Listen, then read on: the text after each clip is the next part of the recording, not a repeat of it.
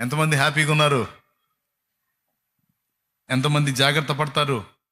ఇక నుంచి మీరు జాగ్రత్త పడాలి, ఇతరులకు కూడా ఈ విషయాలని తెలియజేయాలి. బైబిల్ గ్రంథంలో మొన్న బుధవారం రోజు చదివించినటువంటి వచనమే మళ్ళీ చదివిస్తాను.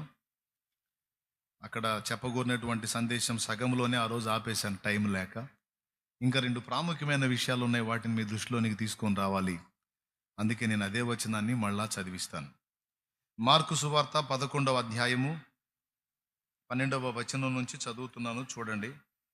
మరునాడు వారు బేతనయ్య నుండి వెళ్ళుచుండగా ఆయన ఆకలిగొని ఆకులు గల ఒక అంజూరపు చెట్టును దూరము నుండి చూచి దాని మీద ఏమైనను దొరుకునేమో అని వచ్చెను. దాని యొద్దకు వచ్చి చూడగా ఆకులు తప్ప మరేమీ కనబడలేదు.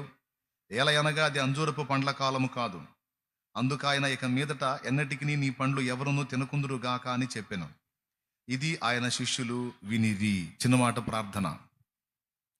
ప్రేమగల మా మహాపరిశుద్ధ తండ్రి, ఘనుడవగు దేవా, నీకు స్తోత్రము. ఇప్పటి వరకు నా ప్రభా ప్రార్థనకు పురికొల్పుగా మా చేత కొన్ని విషయాలను ప్రస్తావింపజేసి వాటి గురించి మేము ప్రార్థన చేయడానికి కృపనిచ్చావు.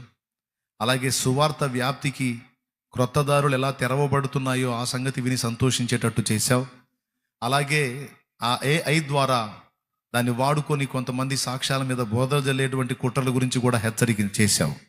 ఈ విషయాలన్నీ మేము విన్నాం, మేము సంతోషించాం, ప్రార్థించాం. అలాగే మేము మరి మెళకువ నేర్చుకున్నాం. అది ముఖ్యంగా ఈ శుక్రవారం వేళ నువ్వు మాట్లాడుతావు, మా విషయాన్ని గురించి ప్రస్తావిస్తావని ఆశతో నీ పాదాల దగ్గరికి వచ్చాం.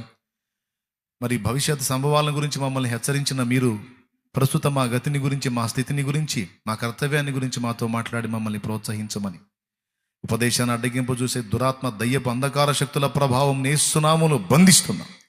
నీ కృపలో మమ్మల్ని దర్శించమని, నిదాసుని బలపరిచి వాడుకోమని యేసునామములో ప్రార్థించి పొంది ఉన్నాం తండ్రి. మన ప్రార్థనకు జవాబిచ్చిన దేవునికి విశ్వాసంతో స్తోత్రాలు చెప్దామా? ఎంత భారంగా చెప్పారండి, చాలా భారంగా చెప్పారు. సరే, పర్వాలేదులే. ఈ చదవబడినటువంటి వాక్య భాగంలో యేసు ప్రభువారు మరి మార్గాన పోవచ్చు, చాలా దూరంలో ఆకులు గల ఒక అంజూరపు చెట్టును చూడటం, దాని దగ్గరికి పోవటం, దాని చుట్టూ పరకాయించి చూడటం, ఒక్క కాయ కూడా దాని దగ్గర కనీసం పిందె కూడా కనపడకపోయేసరికి బాధపడి దాని విషయమై ఆయన శాపవచనం పలకటం అనేది మనం ఇక్కడ చూస్తాం. ఆకులు గల అంజూరపు చెట్టు చుట్టూ తిరిగి చూసి ఒక కాయ కూడా కనబడనందున, ఇక ఎప్పటికీ ఎన్నడూ ఎవడును నీ పండ్లు తినకుందురుగాక అని యేసు ప్రభు పలుకుతాడు. లేఖనం అక్కడ చెప్పిన మాట ఏంటంటే, అది అంజూరపు పండ్ల కాలము కాదు, అది అన్సీజన్. అన్సీజన్లో నువ్వు వెళ్ళి వెతకటమే తప్పు. మేమన్నా మనుషులం, మాకు సరిగా తెలిసి తెలియకుంటుంది. నువ్వైతే దైవ కుమారుడివి, దేవుడివి, సృష్టికర్తవి. అసలు ఉన్న ఉనికిలోనికి వచ్చినవన్నిటిని కూడా ఉనికిలోనికి తెచ్చిన వాడివి నువ్వు. నీకు తెలియకపోవటం ఏమిటి? నీకు తెలుస్తుంది. కానీ నువ్వు దాన్ని పరకాయించి ఆకులు తప్ప మరేమీ కనబడనందున నువ్వు శాపం పెట్టడం అనేది మరి తప్పు కదా ప్రభువా. సీజన్లో పో. మామిడి పండ్లు కావాలంటే వేసవి కాలంలో ప్రయత్నం చేస్తే దొరుకుతాయి. వర్షాకాలంలోనో చలికాలంలోనో పోతే మామిడి పళ్ళు దొరకవు కదా, అది అన్సీజన్. కాబట్టి అన్సీజన్లో నువ్వు వెళ్ళి వెతకటమే తప్పు. కానీ వెతికి పండు దొరకనందున నువ్వు దాన్ని శపించడం ఏమిటి? ఇది అన్యాయం కదా అనిపిస్తుంది. మరి ఎందుకు వెతికి ఎందుకు శపించాడో పోయిన బుధవారం నేను ఆ మాట్లాడినటువంటి అంశంలో ఆ విషయాన్ని స్పష్టపరిచాను. అంజూరపు చెట్టుకున్నటువంటి లక్షణం ఏంటంటే, అంజూరపు చెట్లు ఎన్నో జాతులు ఉండొచ్చు, కానీ నాకు తెలిసి నేను చూసినటువంటి చెట్లలో మీకు ఆ రోజు ఫోటో కూడా వేసి చూపించాడు. అంజూరపు చెట్టుకి ఉన్న ప్రత్యేకత ఏంటంటే, ఆకు మొదలవటంతోనే ఆకు మొదల్లో చిన్న పిందె కూడా స్టార్ట్ అయింది. ఆకు పూర్తిగా ఓపెన్ అయితే కాయ పూర్తిగా లైన్లోకి వచ్చింది. ఒకవేళ కాయ లేకపోతే అంజూరపు చెట్టుకున్న లక్షణం ఆకు కూడా ఉండదు. ఆకు కూడా ఉండదు. ఏదో కొద్ది గొప్ప 4-5 ఆకులు ఉండొచ్చేమో, అవి కూడా ఉండకపోవచ్చు. ఉమ్మోడులా కనపడిద్ది. మళ్ళా కాపు కాయటానికి వచ్చినప్పుడు ఆకులు స్టార్ట్ అవుతాయి, ఆకులతో పాటు కాయలు కూడా స్టార్ట్ అవుతాయి. ఇది మీకు ఫోటో వేశాడు పోయిన వారం మనోడు. ఇప్పుడు లైన్లో ఉన్నాడో మరి ఏమైనా మీటింగ్లో పడ్డాడో నాకు తెలియదు. ఈ పాటికి ఫోటో పడాలి, అది ఇప్పుడు పడింది. దేవునికి స్తోత్రం. మీరు అది చూడగలిగితే మీకు అర్థమైద్ది. ఆకు మొదట్లోనే కాయలు కూడా కాసినాయి. ఆకు పూర్తిగా ఓపెన్ అయిందంటే కనీసం పచ్చిగానైనా పిందిగానైనా కాయ ఉంటుంది. ఇది అంజూరపు చెట్టు యొక్క ప్రత్యేకత. కాయలు లేవనుకో, ఆకులు కూడా ఉండటానికి లేదు.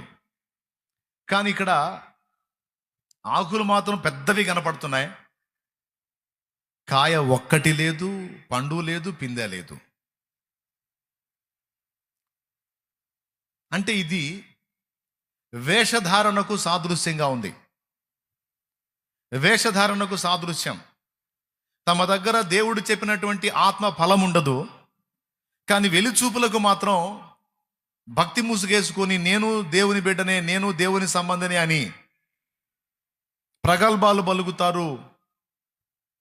వాళ్ళకి సూచనగా దాన్ని సూచించాడు. అసలు ఇలాంటి తత్వం చూడండి, చెట్టు మొత్తం ఆకులే. ఇలాంటి తత్వం చెట్టుకి ఎందుకు వచ్చిందో కూడా చెప్పాను. ఇలాంటి తత్వం చెట్టుకి ఎందుకు వచ్చింది? యేసు ప్రభు శపించిన ఆ చెట్టు వేళ్లతో సహా ఎండిపోయింది అని రాస్తుంది. మొదల వరకు చెట్టు నరకబడితే తిరిగి మళ్ళీ బ్రతికే అవకాశం, మళ్ళీ మొలకెత్తే అవకాశం ఉంటుంది. కానీ వేళ్లతో సహా ఒక చెట్టు ఎండిపోయిందంటే ఇక దానికి లైఫ్ లేదు అని అర్థం. అంటే వేళ్ళు కూడా ఎండిపోవాలని దేవుడు కోరుకున్నాడు. ఎందుకంటే దానికి పండు లేకపోయినా ఆకును చూపించేటువంటి ఆ మోసపూరిత లక్షణం వేరును బట్టే వచ్చింది. మీరు దోసకాయలు తిన్నారా? ఏమన్నా ఇంటికి తెచ్చిన దోసకాయలండి? పొలంలో దోసకాయలు ఎంతమంది తిన్నారు? రైట్. మార్కెట్ నుంచి ఇంటికి తీసుకొచ్చినటువంటి దోసకాయల్లో చేదైన దోసకాయలు తగిలినాయి మీకు ఎప్పుడన్నా? చేదు దోసకాయలు ఎంతమంది తగిలినాయి?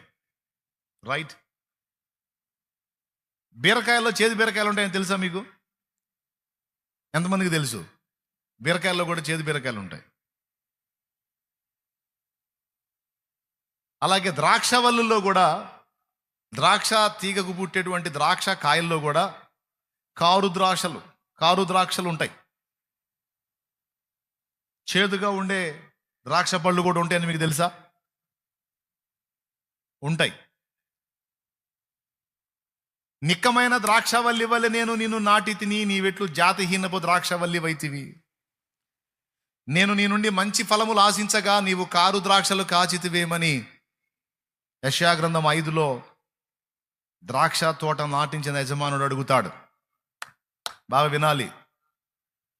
అట్లాగా ఎందుకు అలా అవుతాయి అంటే సింపుల్గా ఆన్సర్ ఏంటంటే, దోస చెట్టు ఎందుకు చేదు అవుతుంది, దోసకాయ ఎందుకు చేదు అవుతుంది? ఒక చెట్టు కాయలని చేదులు అవుతాయి, ఒక చెట్టు కాయలు మంచి అవుతాయి.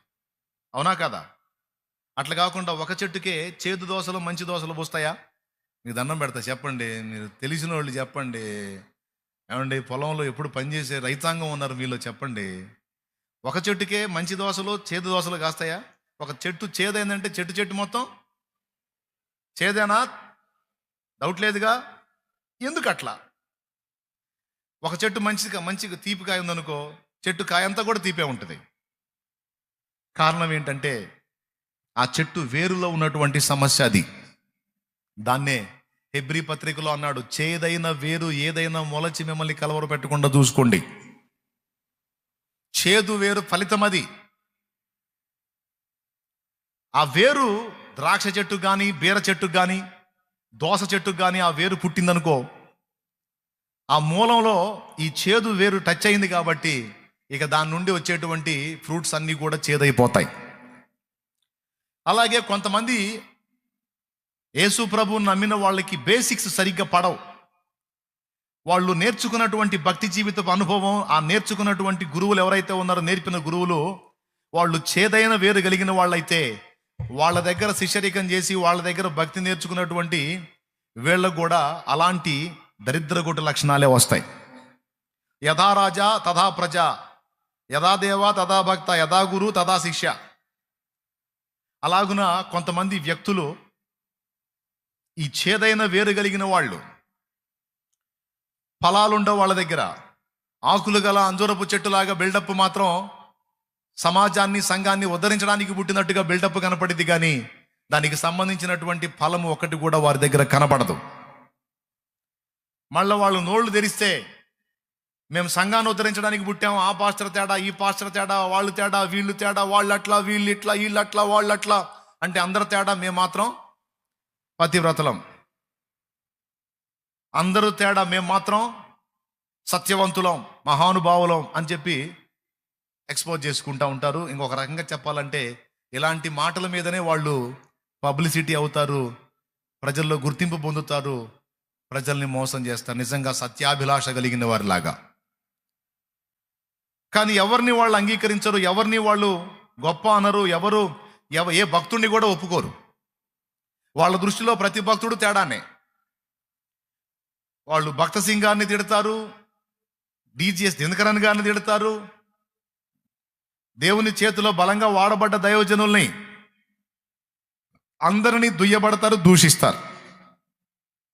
గతించిపోయిన వాళ్ళని దూషిస్తారు, ప్రస్తుతం రన్నింగ్లో ఉన్న వాళ్ళని